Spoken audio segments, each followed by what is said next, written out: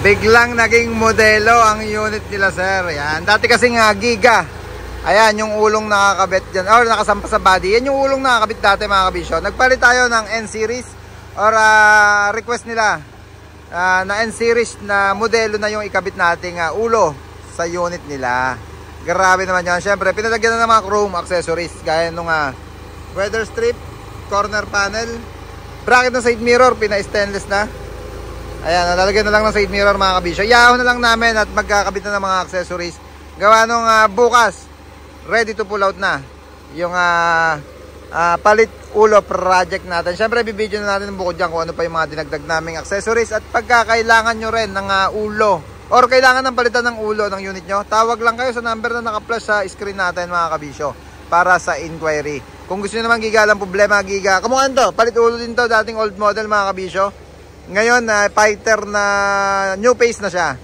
Yan, dating, ulitin ko, dating old model to. Ngayon, modelo na. Siyempre, makikita forma niya pag naibalik na natin dito yung mga accessories niya. Pinipinturahan pa kasi, kaya hubad siya.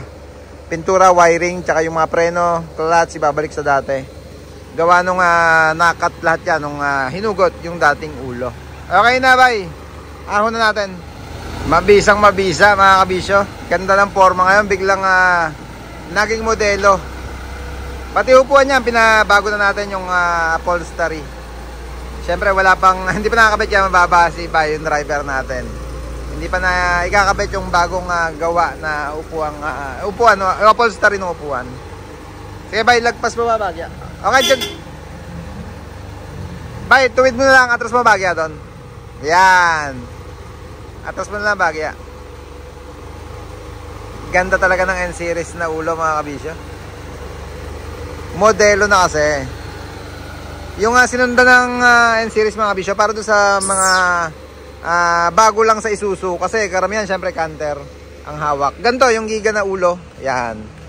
Ganyan yung Isuzu na Giga dati na ulo. Syempre may bubble top, may flat head, iba-iba rin.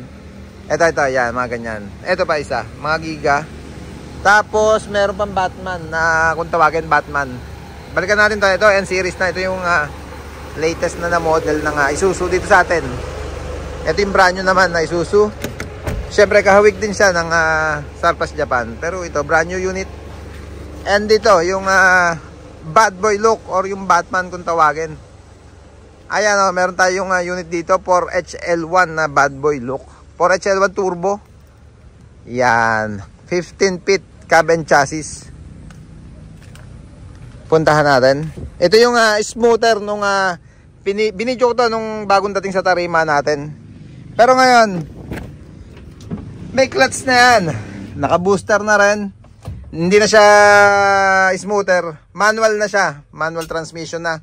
Nagpalit ako ng transmission. 6 din, mga kabisyo, yung kinabit natin. Siyempre, ayan. 6 yan. Turbo. Ayan, yung turbo niya. 4HL1 turbo. Baka kailangan nyo, mga kabisyo, sisimulan ko na to. Lalagyan na namin ng bed. Converted na to. Ayan, pinapolster ko na yung upuan kaya wala dito. Lalagyan ko na ng bed to. Babasala na ng bed. 15 feet drop side. Baka kailangan nyo. Meron dito. Available tayong unit. Ayan yung bad boy look kung tawagan yung Batman. Ayan. Si Lupaypay, medyo pinapaayos ko na talaga ng todo. Kasi nung bumiyahe ito nung nakaraan, puro temporary lang muna ginawa namin para lang matakbo. Pati tambucho niya, hanggang dyan lang. Maigsi lang.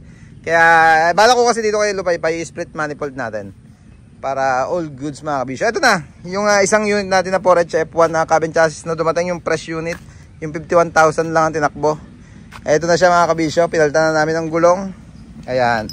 So, ito, sold na to, mga kabisyo. Sold na to. Kay Sir Jem ng Tumana. Pinipinturahan na, mga kabisyo. Para all goods. Papers, meron na rin yan. May papers na. Yan, ito na available natin 4HL1, mga kabisyo. Ito yung bad boy look na sinasabi ko sa inyo. Ito yung isang version nung Isuzu, nung cabin ulo ng Isuzu. Ito naman yung sa mga F-Series, RoboCup. Ito yung RoboCup kung tawagin, F-Series. Yan. Si Transporter naman yan. Inuumpisa na rin, nagsasiding na kami. At nag-manual transmission na rin kami. Nung nakuha ko si Transporter, Matic. Ayan, magma-manual na kami. Tinanggal na yung Matic. Ito yung Matic na transmission. Meron na rin akong pampalit na manual na transmission para dyan kay transporter natin. 6HK1 ang makina nito ni transporter. Ayun. Balik tayo sa pinaltaan na ulo. At para makakita nila sir, ano may-ari ng unit. Yung ulo kasi mga kabisyo, meron na daw buyer sa kanila. Kaya sinakay na namin dyan agad yung pinagpalitan. Ayan. May buyer na daw sila. Kaya pagtanggal dito, diretso sampa na kami doon. So, wag na kakoy baba para pag uwi nila, sakay-sakay na nila yung ulo na pinagpalitan mga kabisyo. Yung stainless na kinabit, bumper na kinabit natin dyan. Yung tawag dito, super great design. Yeah, super great design. Yung chrome, yung modelo ngayon, yung nakaangat ito. Nakaangat yung dalawang liner na yan. Chrome na corner panel. Yun yung mga accessories na dinagdag natin dyan.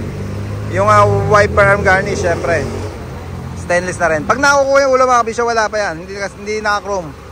Meron na, napakadalang makakuha ng may chrome yung corner panel, bumper chrome. Puro stock yan pag dumarating. Nagpapa-additional na lang yung mga customer natin para sa mga chrome accessories. Ay, yan